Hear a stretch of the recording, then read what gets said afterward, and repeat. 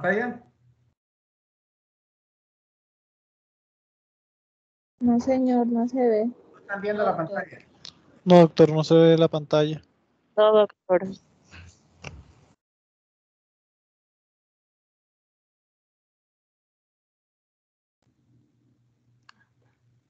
¿Ya la ven?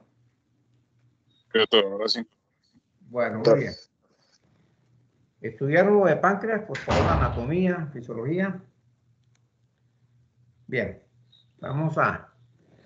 entramos a un órgano bien complicado, tanto de estudio como de manejo.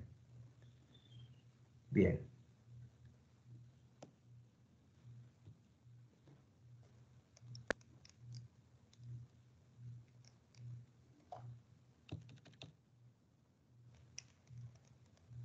A ver, ¿cómo pasa la diapositiva?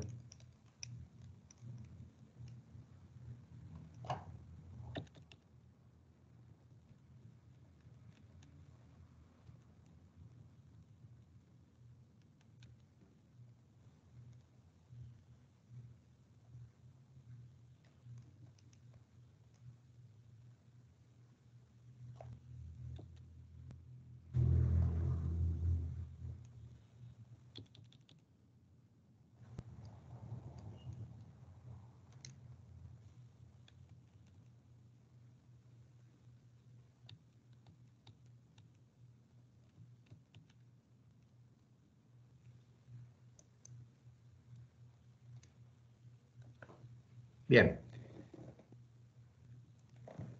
El Schwartz, que es el libro que yo más recomiendo como una guía, ¿no? Él desde mucho antes, como de la 7ª edición, cuando ellos cambiaron el consejo editorial, en el capítulo 16, que es el de páncreas, cambiaron, tiene la misma frase cuando comienza el capítulo.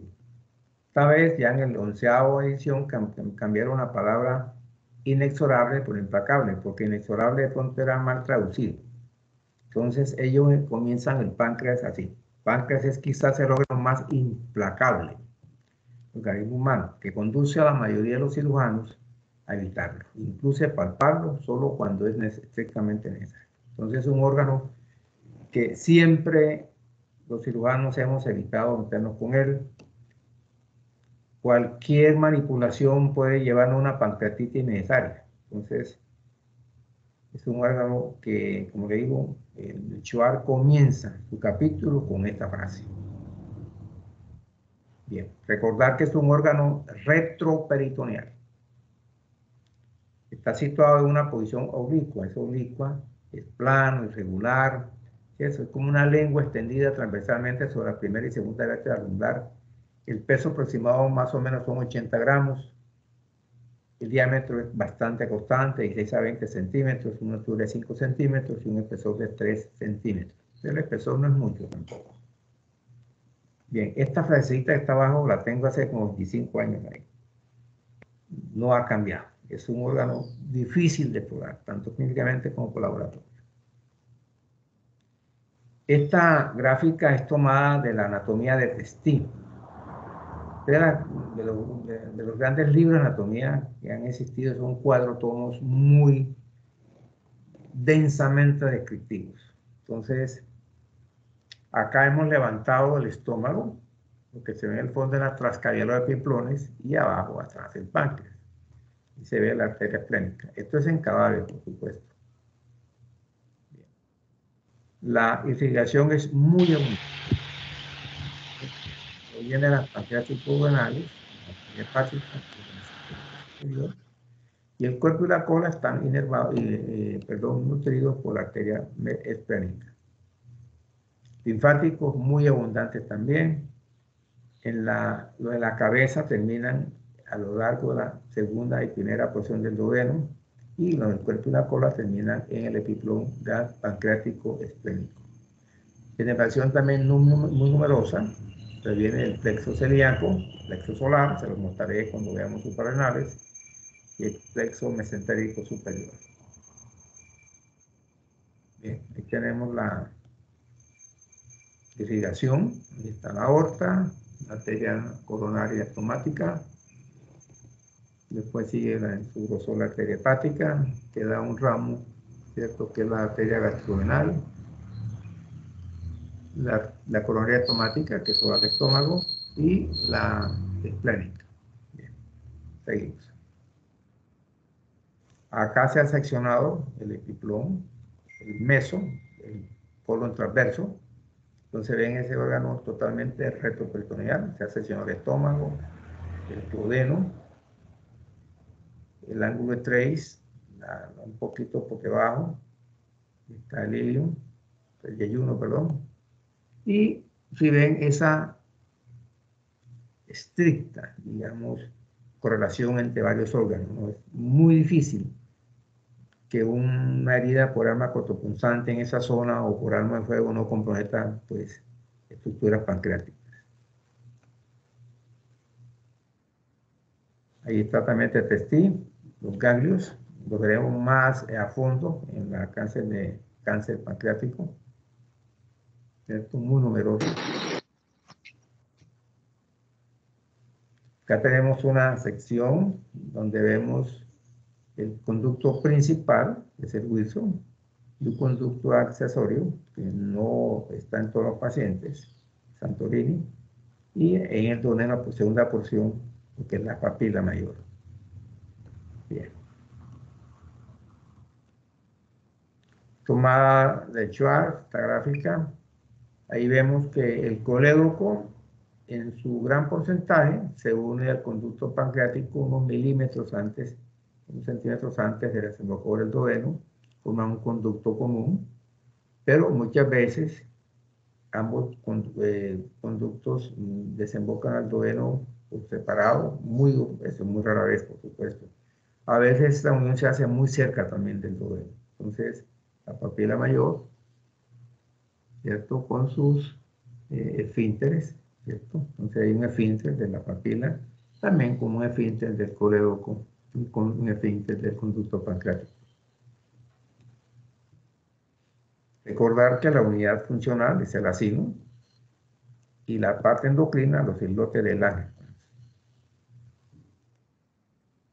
En histología, ¿cierto? Yo me acuerdo cuando histología, en patología, pues el examen práctico era 5 microscopios y uno tenía que hacer el diagnóstico por ejemplo histológico de cada era un punto, ¿no? Se equivocaba uno y ya jugaba sobre 4. Entonces los islotes ahí están más claros y los acinos pancreáticos ahí se ven. Entonces recordar que el 85% de la masa pancreática la constituye el acino, el tejido exocrino. El 10% de la glándula es la matriz extracelular. Entonces hay que repasar qué es la matriz extracelular, ¿cierto? ¿Qué lo compone? 4% de vasos sanguíneos y conductos mayores y solamente un 2% del tejido endocrino. Las 3 funciones generales del páncreas generales es neutralizar el ácido gástrico que ingresa al duodeno, sintetizar y segregar enzimas digestivas y liberar hormonas con funciones metabólicas, funciones generales. La parte exocrina, ¿cierto? Constituye del 80 al 85%, que son enzimas pancreáticas que se almacenan en los gránulos acinares y se comportan como hidrolasas. La mayor parte, unas son inactivas, ¿cierto? Bien. Esta gráfica también la tomé el Schwarz, por lo menos esta de la 10ª edición, y ahí está bien sintetizado, ¿cierto? Digamos, para los carbohidratos, la enzima más importante es la amilasa. Este sustrato es almidón y glucógeno y produce la glucosa, maltosa, ¿cierto? Muy bien. La proteína nos vamos con las endopeptidasas, las exopeptidasas, y el citrinoide es lo más importante. Entonces, la amilasa se produce activa. El citrinoveno es inactivo, la quimotripsina inactiva, la prolactasa inactiva, ¿cierto? Todas estas enzimas que van a proteínas son inactivas. Se activan posteriormente. La grasa, nos vamos con la lipasa, que se produce activamente, y la fosfolipasa va inactiva también. Entonces ahí está el resumen. Ahí lo pueden consultar en el chart. La parte no enzimática es el 15%, lo compone la albúmina, la lactoferrina, transferrina, etc. El famoso antígeno carcinoma embrionario. La parte endocrina, recordar que corresponde y modula prácticamente el proceso de nutrición celular, ¿cierto? Desde la absorción hasta el almacenamiento y el metabolismo de sus nutrientes. También del Schwartz, ahí están las células beta con insulina y las funciones que tiene cada cual, ¿cierto? Un carbón, un proteína, muy bien. Seguimos. Recordar que la gerelina se produce también en el estómago, ¿no? La curvatura mayor. Cuando se empezó a trabajar sobre manga gástrica en pacientes para obesos, se vio que para los pacientes disminuía la producción de gerelina, entonces también se incentivó esa cirugía también como inhibiendo el apetito un poco. Entonces, pancreatitis aguda. Esta definición sigue siendo válida, del año 94, doctor Ray. Dice es una enfermedad inflamatoria común de naturaleza no bacteriana, causada por la activación, liberación intersticial y autodigestión del páncreas por sus propias enzimas. Entonces, sigue siendo válido. Entonces, la pancreatitis es una respuesta inflamatoria, dicho repentino, que pasa a ser un fenómeno local a convertirse en un fenómeno sistémico, una respuesta inflamatoria sistémica, ¿cierto? Que puede llevar a una falla multiorgánica y que puede ser mortal. La incidencia va entre 5 a 80 casos por cada 100.000 habitantes. La mayoría de pancreatitis tiene una evolución leve, son benignas, afortunadamente, más del 80%, y es autolimitada, pero uno de cada 6 o uno de cada 5 casos progresa a una pancreatitis grave. Entonces, es una enfermedad a veces incomprensible y de reconocida capacidad letal. Tan incomprensible está en la cantidad de clasificaciones que se han dado a través de los años. Lástima que no podamos hacer esta clase presencial, porque podemos los compañeros explicarle bien sobre cómo es la cuestión del dolor. El dolor básicamente es un dolor en epigastrio, es intenso y también en muchas ocasiones va al hipogondio izquierdo, ¿cierto? Con la cual la pancreática va hacia el hipogondio izquierdo. Siempre asociada con náuseas y vómitos. El dolor alcanza el máximo en minutos y dura varios días. Muy raramente es el dolor. El examen físico, el abdomen es doloroso, a veces distendido. Hay disminución del peritrantismo, pero no es ese abdomen en tabla, que podemos ver de pronto una úlcera perforada, en ciertas ocasiones, ¿cierto? Entonces, es un abdomen distendido, pero relativamente blanco.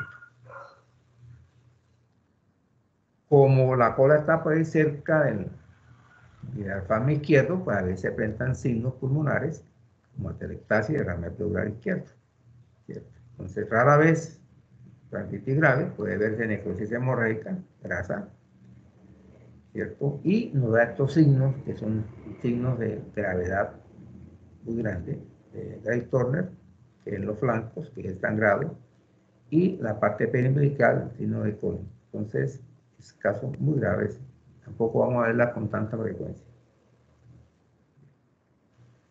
Ayer les mostré un artículo de JAMA, la revista JAMA, donde ellos dan unos criterios cuando cambiaron los conceptos de sepsis y shock séptico. Este artículo, entonces, le estoy mostrando algunas revistas, ¿no? Este artículo a veces lo dio los estudiantes, de pronto lo quito la próxima clase.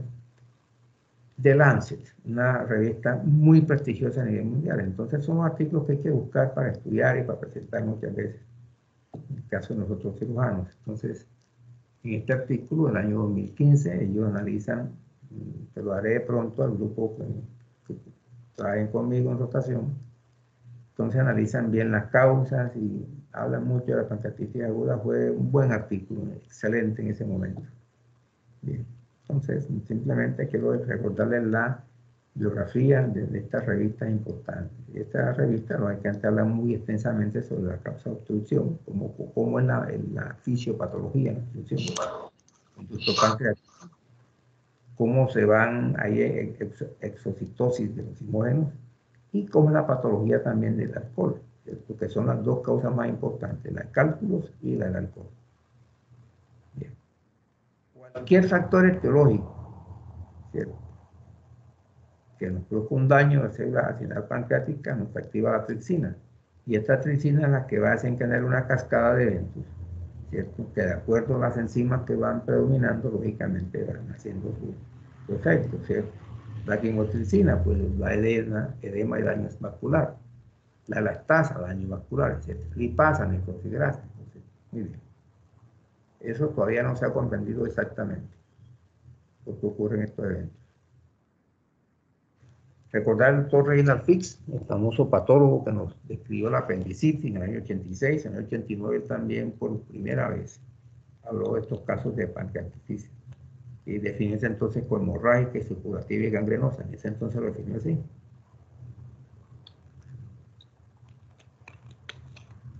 Bien. Causas de una pancreatitis, muchísimas causas. No digo, solamente la manipulación quirúrgica puede ser causa de una pancreatitis.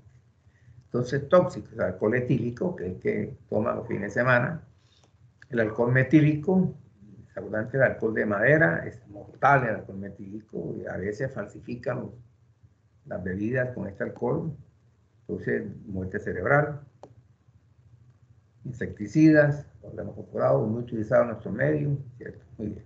Medicamentos, está en actuación definitiva, con estos que están ahí anotados, ¿cierto?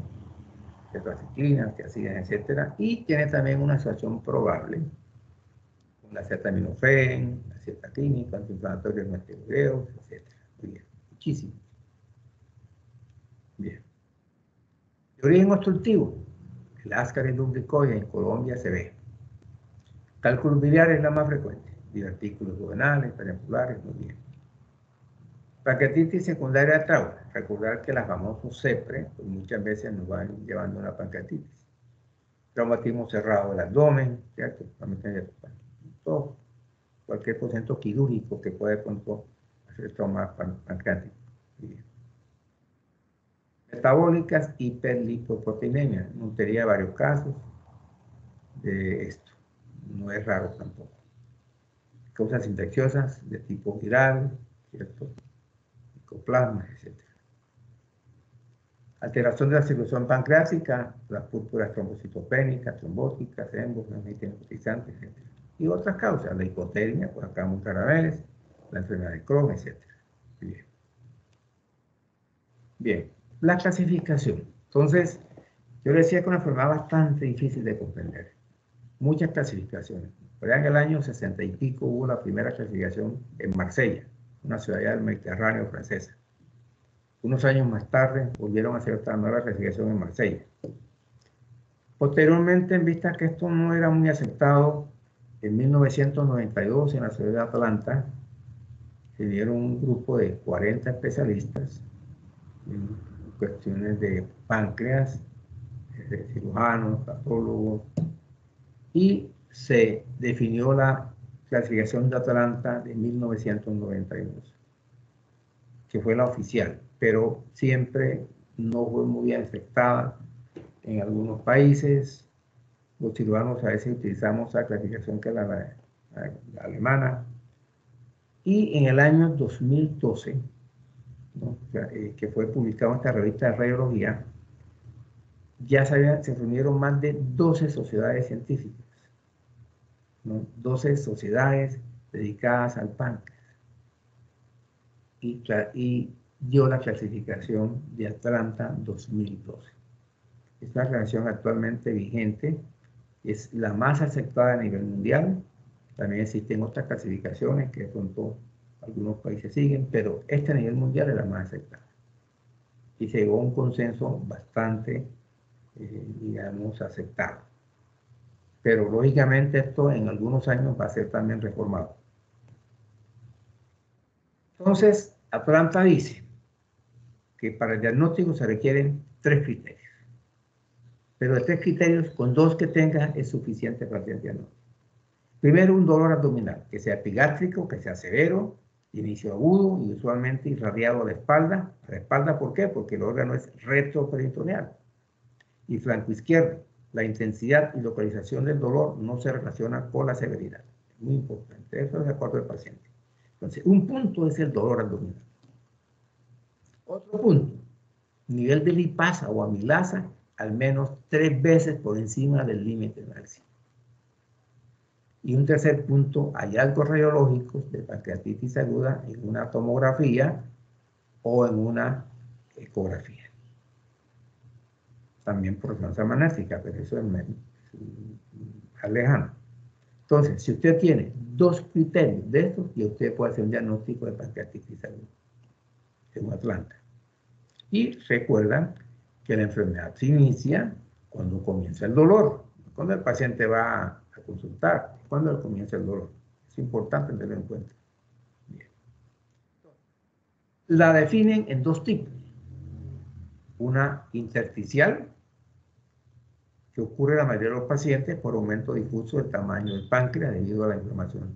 Y también puede ser una inflamación a nivel peripancreático, pero no hay necrosis. Los síntomas asociados usualmente mejoran durante la primera semana. Entonces, esta charla la presentó el hijo mío cuando fue estudiante allá en Bogotá, y él la graficó. Son muy listas en gráficas, pero como esto es más académico para ustedes, lógicamente, pues tengo que dárselas así textualmente como dice Atlanta, ¿cierto? Ahí está escrito. Bien. Una radiografía simple de abdomen o tórax, es poco lo que se muestra. Realmente el colon está seccionado, un halo perirenal, etcétera. Puede haber calcificaciones, pero ya lógicamente es una hepatitis crónica. Muy bien. Acá arriba, en la 1, dice P, es una ecografía, entonces ve un páncreas agrandado simplemente. Esto puede ser que la intersticial es el agrandamiento del páncreas. Y puede haber también, peripancreáticamente, unos tejidos, unos líquidos, ¿no? Ahí inflamatorios. Entonces, en la 2 es con medio contraste y la placa 3 muestra un páncreas agrandado, lógicamente, homogéneamente. Bien. No es necesario que yo vaya a maximizar con el láser, sino lo veis. Ahí está la flecha indicando un cálculo que está en el colegio, cálculo bien grande. Ahí la flecha está mostrando líquido peripancreático, es una pancreatitis intersticial. Es un TAC. Acá ven también líquidos pararrenales, no solamente a través del páncreas, sino a través del riñón también, izquierdo. Acuérdense la cola pancreática. Y la segunda forma es la necrotizante. Yo, como le digo, en el año 92, ellos ya metían el pseudoquiste, eso lo separaron. Entonces, la necrotizante es que cerca del 5 al 10% de los pacientes presentan necrosis del páncreas, del tejido peripancreático. Esta necrosis puede ser estéril o puede infectarse. Acá quiero maximizar, pues ahí en la parte derecha vemos unas colecciones peripancreáticas hacia la cola del páncreas. En la cabeza del páncreas, ahí ve la flecha verde, una necrosis en la cabeza del páncreas. Bien. Acá, la cola de la necrosis, aquí está en la cabeza. Bien. Atlanta dice, bueno, como complicaciones pueden ser sistémicas o locales, pero sistémicas, ya sea que se exacerbe la comorbilidad que tiene el paciente o que el paciente entre una falla orgánica. Entonces ellos recomiendan el método SOFA, que ayer lo mencioné, método de cuidado intensivo, o la puntuación de Marshall, que voy a mencionárselas ahora, pero simplemente para que sepan. Como complicaciones locales, nos hablan que puede haber colecciones líquidas peripancreáticas que no están encapsuladas. Generalmente son las primeras 4 semanas. Pero después de 4 semanas, esas colecciones pueden encapsularse. Entonces ya se llama pseudoquiste pancreático, ¿cierto? La colección puede ser necrótica, también no encapsulada. O puede ser necrótica encapsulada. Ambas encapsuladas usualmente son después de 4 semanas. También como localmente puede alterarse la difusión del vaciamiento gástrico, lógico. Trombosis de la vena esplénica muy común, ¿cierto? Especialmente la mesentérica superior, la más frecuente, y puede haber necrosis y perforación del colon. Entonces ahí está el A, un gigante pseudoquiste pancreático, y en la placa de abajo, en la tomografía, ven un pseudoquiste pancreático también en negro, bastante grande. Bueno, ellos dicen de las fases, hay una fase temprana y una fase tardía. La fase temprana usualmente pues, finaliza la segunda semana, comienza la segunda semana, se elevan las citoquinas de tipo inflamatorio, pero recordar que puede haber en esa fase temprana una falla orgánica transitoria, que usualmente dura menos de 48 horas. Entonces, si persiste más de 48 horas, pasamos a una fase tardía, ¿cierto? En cuanto estos síntomas persisten, ¿no? Y que lógicamente nos va a llevar a la presencia de complicaciones tipo local. Entonces, esto ocurre cuando esta respuesta inflamatoria no se compensa, ya sea que la parte inflamatoria predomina o la fase antiinflamatoria, el CARS, yo lo mencionaba ayer muy rápidamente. Entonces, lógicamente, eso puede contribuir al riesgo de infección. Atlanta también dice que debe definirse el tipo de severidad. ¿Para qué? Para que usted identifique qué requiere tratamiento agresivo agudo, que haya UCI, ¿cierto? O que usted tenga un centro no especializado, el que la gente necesite de un centro especializado. Y para que reciben pacientes que estén referidos, clasificados como falla orgánica, lógicamente esto es en UCI. Muy bien, entonces aquí hacen pancreatitis aguda, moderadamente severa y severa. Entonces definen, ¿no? Entonces la leve, lógicamente no hay ausencia de falla orgánica o de complicaciones locales y sistémicas.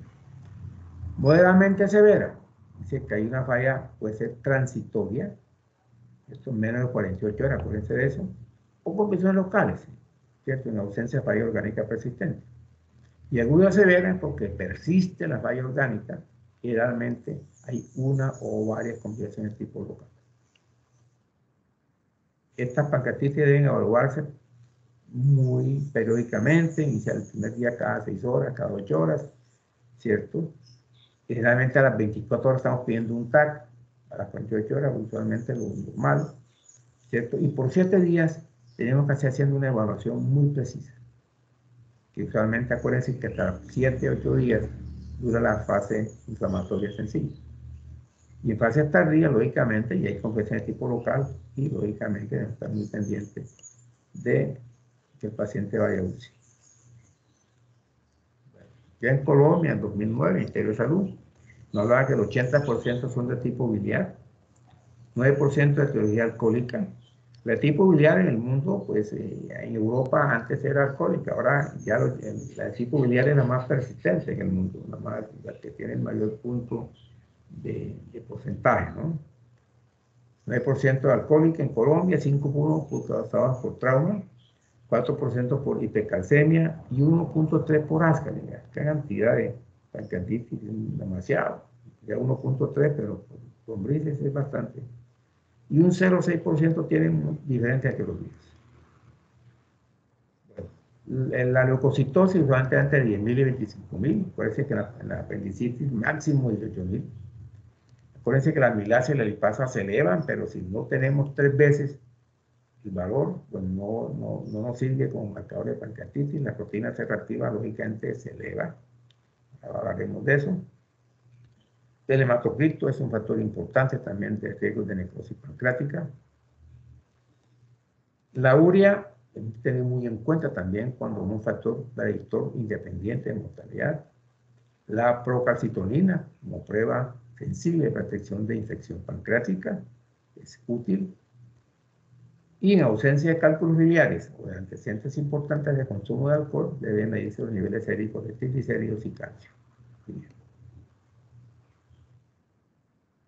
En imagen. Bien.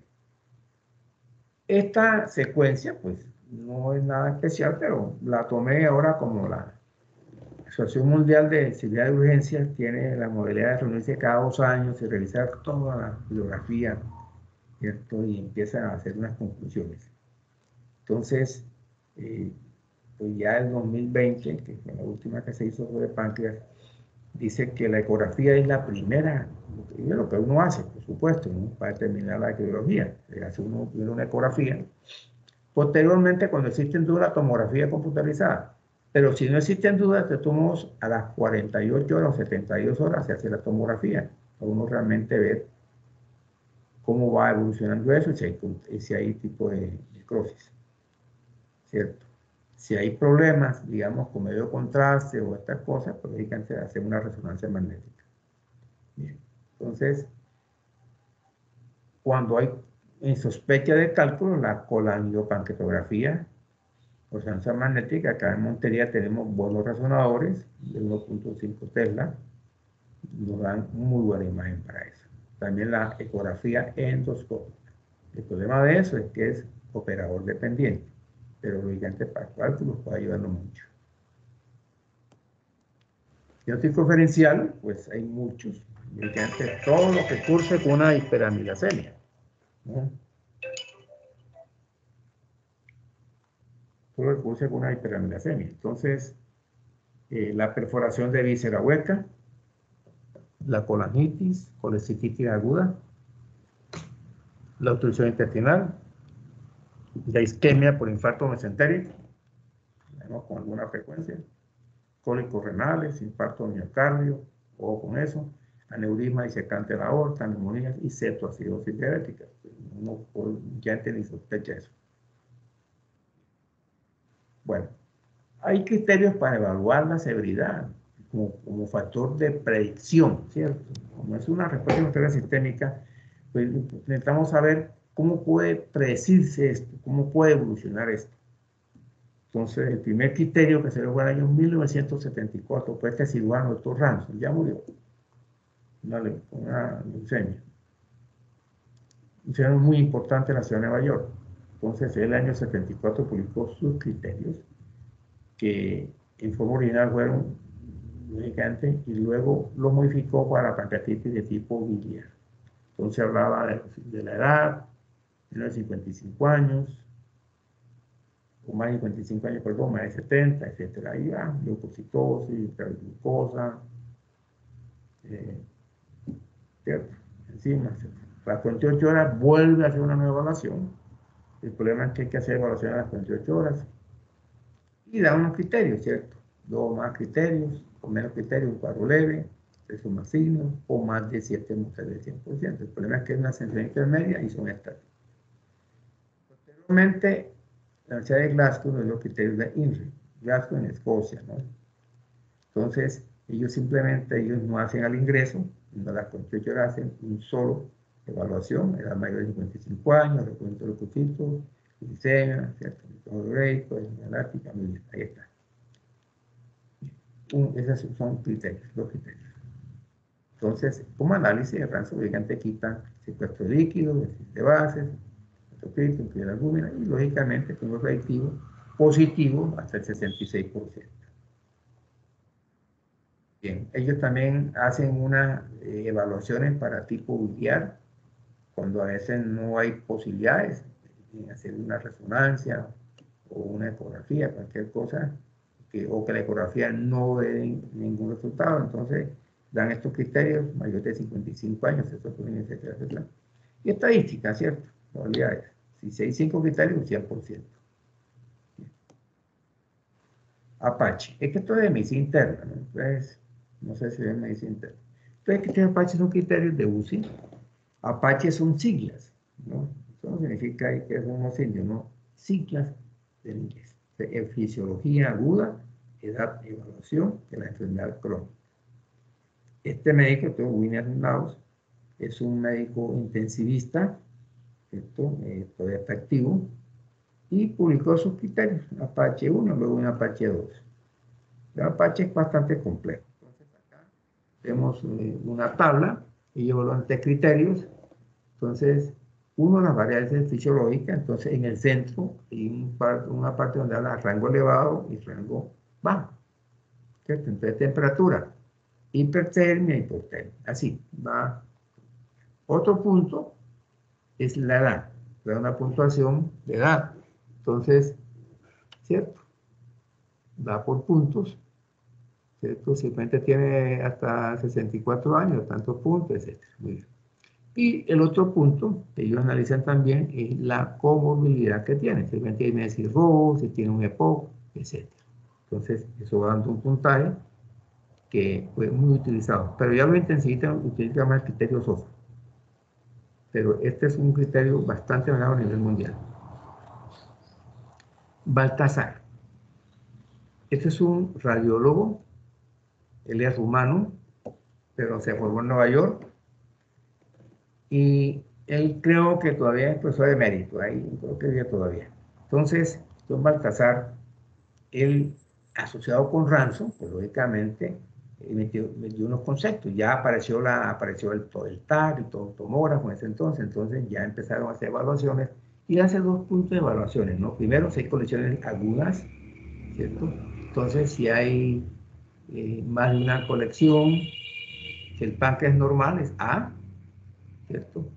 Si está aumentado el tamaño es B, un punto, ¿cierto? Si hay refracción de grasa pancreática, los puntos, hasta el punto E donde es más de una colección.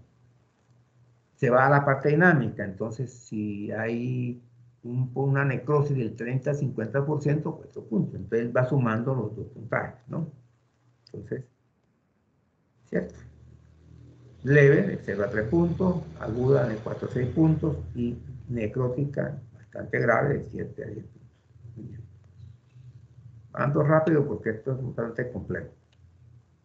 Bien, ahí vemos un páncreas, como dice ahí, bastante homogéneo, ¿cierto? Entonces es un grado A, 0 puntos.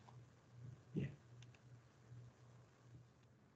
Ahí tenemos un Baltasaré, tenemos 3 colecciones pancreáticas, que puede ser que le es más de una colección. Volvamos nuevamente. Más de una colección, ¿cierto? Entonces ahí tenemos 3 colecciones. ¿Cuántos puntos vale esto? 4 puntos. Y si esto se asuma a un porcentaje de necrosis en la parte dinámica, pues lógicamente nos da un puntaje más alto. Pero ya con 4 puntos ya la infección es grave. Bien. Marshall. Estos criterios, este cirujano es de Toronto. Es un cirujano de trauma. Entonces dio sus criterios. Es una evaluación bastante utilizada a nivel mundial, ¿cierto? Pero ya ellos, de urgencia de UCI también, ya ellos utilizan el Marshall modificado, ¿cierto? Nos recomiendan mucho la aplicación de Atlanta, entonces ellos más que todo van en criterios respiratorios, en la parte renal, la cardiovascular, entonces ahí da unos puntajes, únicamente. Seguimos. BISAC, también muy utilizado, pues inicialmente en el año 2008 más de 202 hospitales trabajaron sobre estas evaluaciones y lógicamente es para determinar cuando un paciente se admite a UCI o no. Entonces el BISAC son siglas en inglés, vamos a la próxima. Entonces ahí están, la B de sangre, el I del estado mental, ¿cierto? La S de respuesta inflamatoria sistémica, la A de la edad, mayor de 60 años, y la P de la parte de edema pulmonar. ¿Cierto? Entonces, la presencia de 3 o más de estos factores se relaciona con mayor riesgo de muerte, orgánica y necrosis. ¿Cierto? Entonces, comparado con Apache 2 y VISAC, tiene precisión similar y es más fácil de calcular. Entonces, lo que se está buscando es evaluaciones que sean más fáciles de calcular. El Apache es bastante complicado. La escala SOFA, que ya la mencionamos ayer rápidamente, seguimos. Puntaje de APS. Acá no se utiliza en Colombia, simplemente pues lo menciono. Esto es muy fácil, simplemente habla de signo de peritonitis, que la creatinina está normal, el hematito normal, y hacen evaluaciones muy muy predictiva. Es un puntaje utilizado especialmente en Alemania, Italia y algunos hospitales de Estados Unidos. Bien. Hoy yo hablaba de la proteína C reactiva, que realmente se le empieza a elevar a las 48 horas. Dice que la pancreatitis demora un poco más, 72 horas, pero lógicamente se pide. Los gastroenterólogos, pues tampoco querían que hacia atrás y a través de la ecoendoscopia, entonces viene el criterio de Freeman. Ya es más complicado, pero se lo menciono para que sepan también. Entonces, esto es un hospital en Bogotá, entonces, diagnóstico, Atlanta 2, ¿cierto? 2 puntos de 3 evaluaciones, ¿cierto? Entonces, se van. La severidad, ¿cómo la evalúan? La evalúan, pues ya sea por Apache 2, el BISAP, mucho, o por proteína C reactiva. La resolución inicial, claro, acuérdense que es como una quemadura, ¿no? Una pancreatitis, inclusive una quemadura que puede llegar al 30%. Entonces, ellos se van con no administrando muchos líquidos. Acuérdense que los líquidos aquí lo metan por hora, ¿no? Cuando hacemos cálculo de líquidos en pacientes que no tienen vía oral, como era en pacientes jóvenes, hasta 35 centímetros por kilogramo de peso. Acá empiezan por hora por 20 centímetros por kilogramo y ahí van llevando de acuerdo a la monitorización que van llevando. Y lógicamente la terminación de la etiología es importante, historia, medicamentos, prueba de práctica, etc. Entonces, con la severidad, pues pasa a UCI o le hace un manejo lógicamente médico. Seguimos.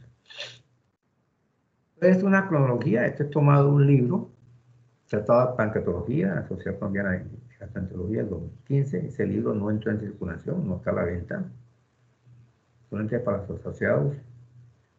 Entonces tenemos Ransom el primero, Apache del año 85, Baltasar el año 89, Atlanta el 92 la primera. Después nos vamos con la proteína reactiva del año 95, el BISAP 2008, APS 2009, Atlanta 2012 y Freeman 2012 también. Bien. Y nuevamente le menciono, como le mencionaba también la pancreatitis, en la apendicitis, la Asociación Mundial de Seguridad de Urgencias, ellos hacen evaluaciones cada 2 o 3 años de una cantidad de temas, ¿cierto? Lo más que tengan urgencia, entonces la última que tenemos es 2019. Aquí es. Es interesante, conmigo, los que estén conmigo, pues antes les pondré esto como para que lo presente. Bueno, el tratamiento no tiene problema, la pancreatitis intersticial, mal, no tiene problema, son Apache, pues, que hay evaluación ya desde Ransom de 0,2 puntos, Apache hasta 8, ¿cierto? Simplemente usted suprime la vía oral, da una analgesia apropiada y lo hidrata. Simplemente. Lo deja quieto. Dice que cuando no hay posibilidad de hacer estudios de tipo biliar, pues el criterio de Glasgow. Pero ya aquí en Colombia tenemos todas las posibilidades. Cuando el paciente entra a UCI, ya hay 3 más signos de Ransom, 8 más puntos de Apache 2, luego hay necrosis pancreática probada en el TAC. Entonces, la resucitación con líquidos parenterales es muy importante, eso lo hacemos en UCI, acordarse de que es una quemadura, que más o menos el 30% de corporal, ciertas soluciones salinas, las que más se utilizan, pero cuando veamos eso era una relación, el manejo de electrolitos, los problemas que puede unas soluciones como al 9%. Entonces, doctor, una pregunta. Sí. En este caso sería una quemadura, ¿cierto? Y usted dijo en la clase de quemaduras que el manejo inicial de las quemaduras, o sea, dependiendo del área de superficie corporal, se utilizaba lactato de Ringer. Entonces, ¿por qué cambia acá? No, te voy a explicar por qué. Porque aquí no es área de superficie corporal. Esto es intraabdominal, ¿cierto? Rectoperitoneal. Entonces nos vamos con soluciones salinas. Pero eso también depende del manejo de la UCI, ¿no? También puedo utilizar lactato de Ringer. Pero básicamente... Ok, doctor. Sí, esto, acuérdense que no hablamos de... Inclusive yo les dije que ayer hablamos de tipo, digamos, las de energía, por llama, ¿cierto? No hablamos de las quemaduras químicas, que también esa es otra clase enorme. Entonces simplemente hablamos de la extensión de la superficie corporal. área de superficie corporal. Acá es, lógicamente, es una equivalencia, ¿cierto? Que podemos decir, pero es intraabdominal. Bien. El soporte ventilatorio hemodinámico, eso se hace en UCI, lógicamente, no vamos a hablar mucho de eso. Bien, profilaxis antibiótica. Bien, es una respuesta inflamatoria sistémica. No se utilizan normalmente antibióticos en una pancreatitis intersticial, benigna, no se utiliza. Cuando ya es grave y de pronto hay signos de que hay necrosis infectada, ¿cierto? La calcitonina, proteína C reactiva, etcétera, utilizamos idealmente el imipenem, 500 miligramos y bien cada 8 horas. Dice el Ministerio de Salud que es de 7 a 14 días es lo ideal. Y hay una serie de antibióticos, cefurofin exactamente, que pueden ser utilizados también en combinación, ¿cierto? El macipro con la metronidazol también es una buena indicación. Bien. Pero acuérdense, una respuesta inflamatoria sistémica que inicialmente es una pancreatitis que es de tipo no bacteriano. Posteriormente, por translocación bacteriana, por vesicidad por colon y eso, aparece necrosis infectada. Sonda nasogástrica solamente cuando hay una severa distensión gástrica, así que hay vómitos intensos por severa distensión gástrica. Por ahí. Control de dolor, vamos a hablar ahora.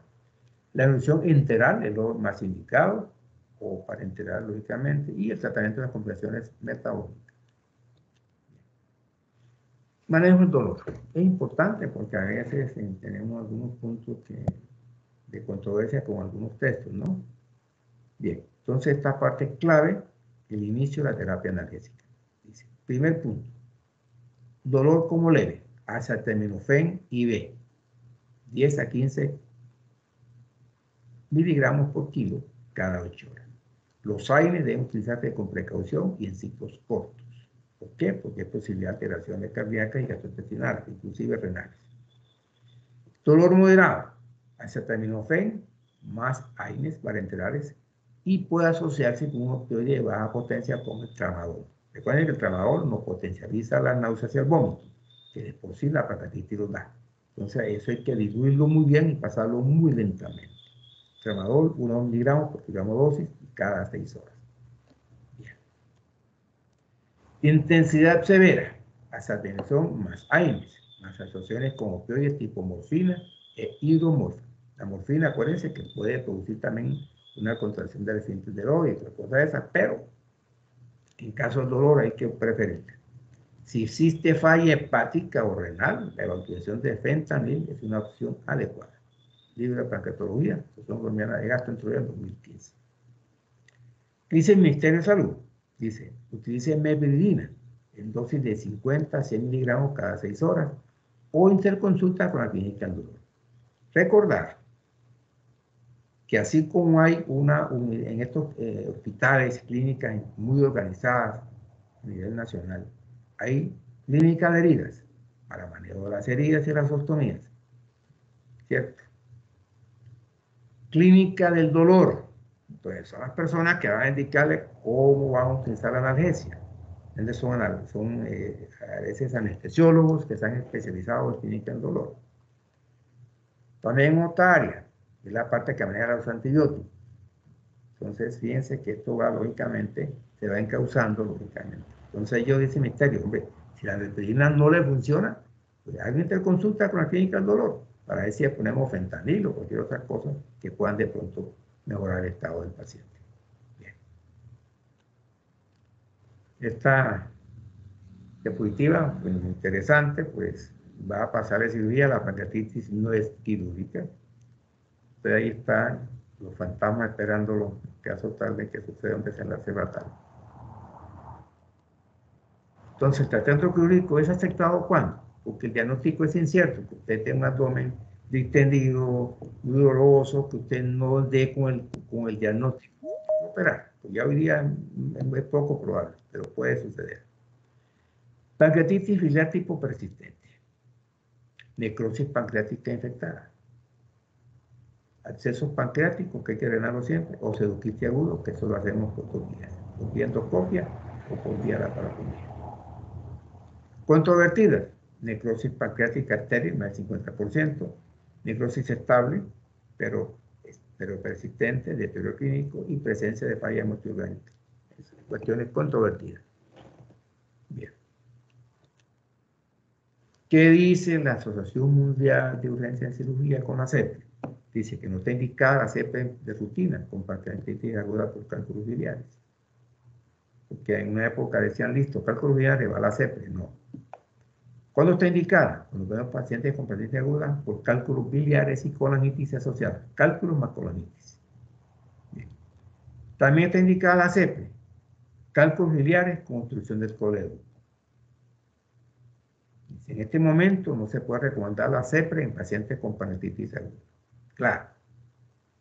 No CEPRE en pacientes con pancreatitis aguda. Y, lógicamente, cuando hay pancreatitis grave, pues, por cálculos biliares, sin colangitis o obstrucción del colédoco puede ser utilizada también. Bien. ¿Qué es la cirugía? La cirugía abierta, pues, ¿qué vamos a sacar? ¿Qué vamos a operar nosotros? Un páncreas que está licuado. Es una gelatina ahí, como una sopa espesa ahí. Entonces, ¿qué hay que hacer? Pues hay que hacer un drenaje. Entonces, pancreatitis necrotizante infectada. Entonces ya se hace una laparotomía, el método clásico, ya sea con incisiones posteriores o se hace una marsupilación. Ya eso poco se utiliza, muy poco se utiliza. ¿Por qué? Porque ha llegado otros métodos como la parte endoscópica y los radiólogos han ido avanzando. Los radiólogos intervencionistas es una especialidad que han ido cogiendo mucha fuerza. Inclusive ya usted en estos centros como Bogotá, México, etcétera, las biopsias las hacen ellos. Biopsia tiroides las hace el radiólogo. Esas biopsias las van haciendo son ellos. ¿Qué? Ya van cogiendo con el TAC o el endoscopio, entonces van haciendo la biopsia. Entonces, el drenaje percutáneo lo puede hacer por ecografía abdominal. El drenaje endoscópico, muy utilizado por lesiones líquidas, puede estar abordada por vía transgástrica por medio de ultrasonografía endoscópica también. Drenaje dual endoscópico más percutáneo, drenaje retroperitoneal, video asistido, y abordaje progresivo, el STENAP llaman, consiste en abordaje inicial mínimamente invasivo con progresión gradual a técnicas invasivas. Hay muchas técnicas, pero ya lógicamente siendo menos agresivo que una laparotomía abierta. De Quino, uno de los grandes humoristas que falleció hace poco, bien, entrando a cirugía, en redes humanos. Entonces, este concepto lo apliqué yo siempre en mi práctica profesional, es el concepto de menos es más. Es el nuevo paradigma de la pancreatitis aguda. Menos para antibióticos, menos fluidoterapia, menos cirugía, lo que a la larga condiciona un mero comorbilidad y mortalidad. Y ese concepto también incluye menor número de estudios de tomografía, computada, pancreática, dinámica, para su siguiente menor irradiación, puede que cada paciente se va a irradiar, ¿no?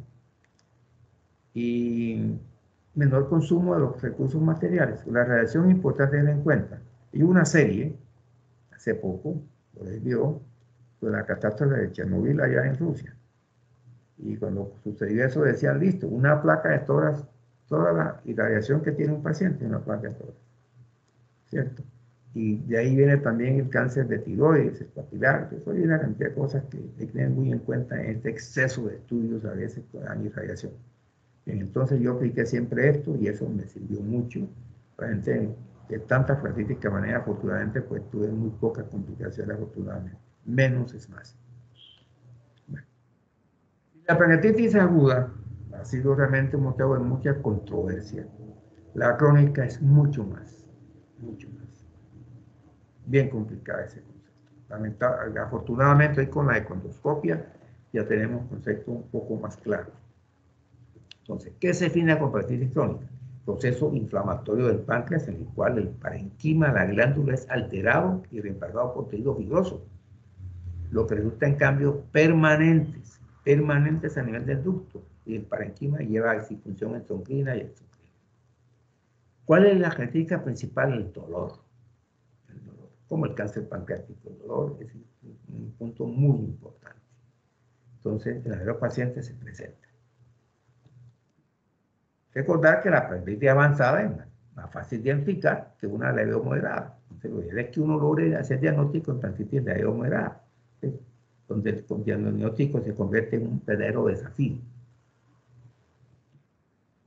Es una enfermedad diagnosticada cada vez más frecuentemente, lógicamente por el mejoramiento de los estudios que estamos haciendo, y lógicamente la incidencia ha ido aumentando, ya de 5 a 14 casos por 100.000 habitantes. Entonces en la pancreatitis por 80 casos casi. Bien, esta reacción de Singer y Chiari apareció en Schwartz, creo que hasta la 10ª edición, la 11ª no la menciona, pero se las tengo aquí porque aquí nos habla, digamos, la partícula especificada, obstructiva crónica, tipo de pancreatitis, ¿no? Pancreatitis inflamatoria crónica y la pancreatitis autoinmune. El lunes hablaré sobre esto un poquito porque es la que más se confunde con el cáncer pancreático, del ducto, por supuesto. Y la fibrosis pancreática sintomática. Entonces la investigación pues, es vigente, hay pues, escuelas que la tienen como aceptada, pero esto biológicamente va complicándose más. La del grupo español de páncreas también habla de pancreatitis clasificante, obstructiva, únicamente, que las clasificaciones son de manera ocasional. La autoinmune, ¿cierto? De tipo 1 y tipo 2, y la pancreatitis del surco, es el grupo español, también utilizada mucho en Europa. Bien, y los gastroenterólogos con la endoscopia, ahí vienen detrás también, ellos se empezaron a reunir hace unos años en una población de Estados Unidos que se llama Rosemont, y criterios, ¿cierto? Entonces criterios mayores, parenquimatosos, y criterios ductales mayores y menores. Entonces, mayores, ahí ya implica explicar tractos citocrónicos, criterios menores, etcétera, etcétera. Eso por ecoendoscopia. Pero acuérdense que es operador dependiente. Entonces, hay que tener un consenso muy claro sobre eso. Un libro de ecoendoscopia, ¿cierto? El año 2009, que ellos ya hicieron la primera clasificación y empiezan lógicamente bastante complicada cuando hay sombra acústica, etcétera, en la cabeza. Ahí está. Muy bien. Se los menciono simplemente para que sepan que sí. Recordar la clínica. El dolor abdominal es el más importante. Irradiado de espalda, acompañado de vómitos, pérdida de peso, anemia megalobláctica, insuficiencia pancreática endocrina, diabetes comen un 30% de los pacientes, diarrea en forma ocasional, catorrea, 10% de los pacientes, y una ictericia de intensidad variable. Uno de los puntos más importantes de la clínica. Estas son las pruebas más importantes. Si se pueden hacer, se hacen, si no, no. Prueba directa, medición de bicarbonato del aspirado duodenal, como prueba directa. Y las no invasivas, medición de triglicéridos esféricos, medición de grasa fecal, elastasa fecal y prueba respiratoria con triglicéridos. Ya muy especializados, por supuesto. Como estudios, la tomografía computada, ¿cierto? Para iniciar el algoritmo de diagnóstico, la colangioresonancia magnética y el ultrasonido endoscópico, que es el método diagnóstico con mayor sensibilidad. Pero acuérdense, nuevamente repito por tercera vez que es operador dependiente. Cuando veamos tumores endocrinos, le hablaré de ejemplos, la vida real. Bien, ahí tenemos unas clasificaciones pancreáticas, hepatitis crónica, lo que ven allá dentro de la flecha es la cámara gástrica, y eso que está en blanco es el medio de contraste. Entonces, cálculos, clasificaciones a pancreatitis calcificante. Parece que otro tipo de pancreatitis no tienen tanta clasificación. El tratamiento es importante a nivel del dolor, prevenir los ataques recurrentes, correr las secuencias de una insuficiencia tanto endocrina como exocrina y tratar las complicaciones que puedan surgir. Entonces hay varios tipos de médicos, metadetro médico, endoscópico o quirúrgico. Lo importante es modificar el estilo de vida,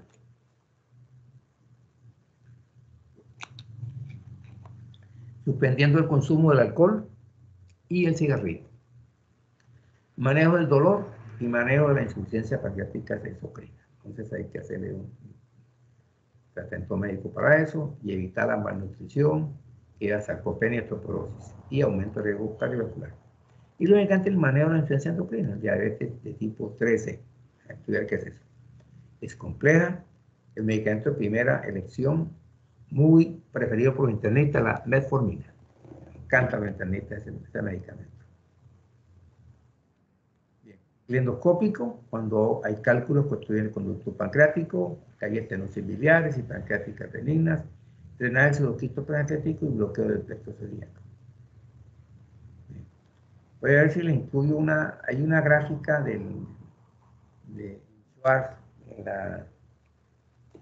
en la 11ª edición, bien bonita, sobre cómo se hace el drenaje del pseudoquiste por vía endoscópica.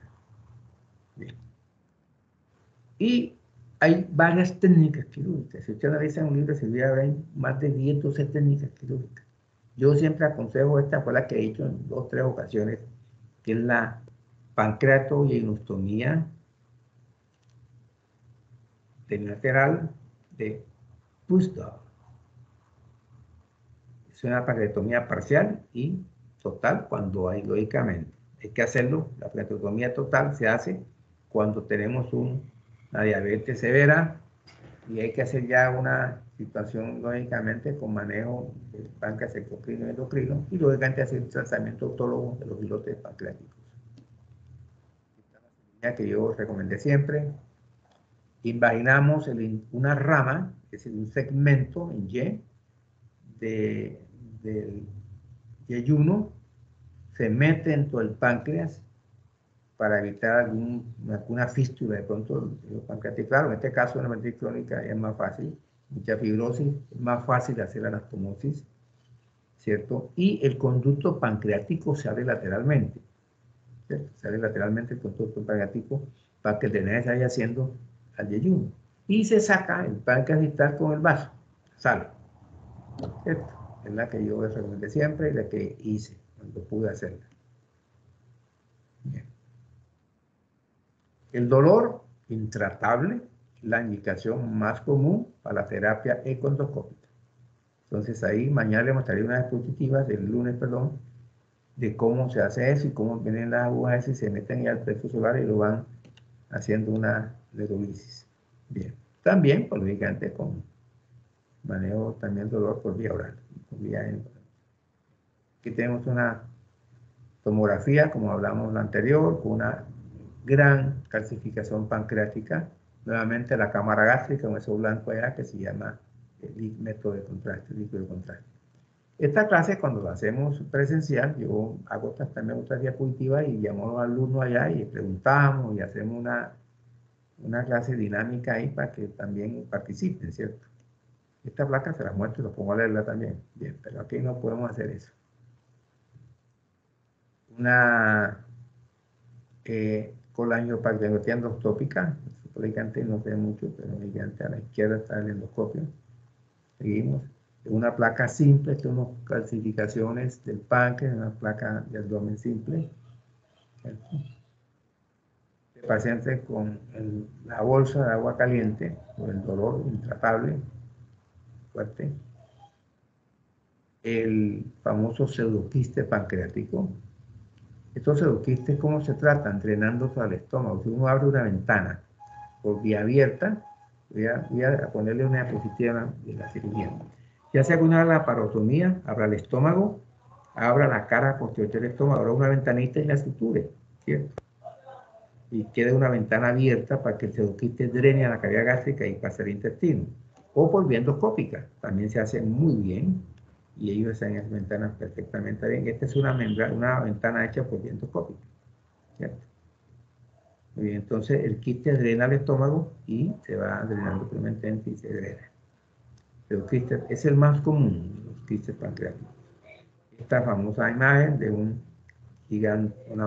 cálculo impactado en la ampolla de Vater, ¿cierto? Entonces hay una obstrucción total. Hay que sacarlo como sea. Pseudoquiste gigantesco, ¿verdad? Eso, acuérdense que el pseudoquiste aparece después de 4 semanas, ¿no? Son colecciones que se han encapsulado y lógicamente la única manera es drenando. Acá estoy yo, fue el máximo de mi carrera. Estoy aquí presidiendo con el doctor Holguín y otros médicos acá en una plenaria del Congreso Latinoamericano de Cirugía. Entonces, para recordar que aunque era de provincia, pues podemos participar también a nivel internacional. Nos faltó en ese entonces en la universidad, la Facultad de Medicina, que vino posteriormente. Pero bueno, ahí estuvimos permanentemente.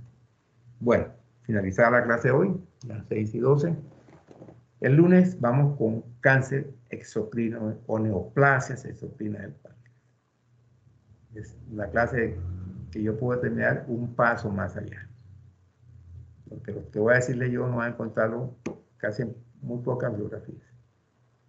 Bueno, muy bien. ¿Alguna pregunta sobre esto hoy? Doctor, haz un favor, ¿me repite el tema del lunes? ¿Cáncer qué? Neoplasias exocrinas del páncreas. Neoplasias exocrinas del páncreas. No podemos hablar de cáncer pancreático, porque van a ver la cantidad de divisiones que hay. Eso también se ha ido complicando cada año, ¿cierto? Hay más subclasificaciones y más cosas. Bueno, muy bien. Entonces tengo un feliz fin de semana y nos vemos el lunes, ¿no? Ese teléfono lo dejo abierto. Bueno, doctor.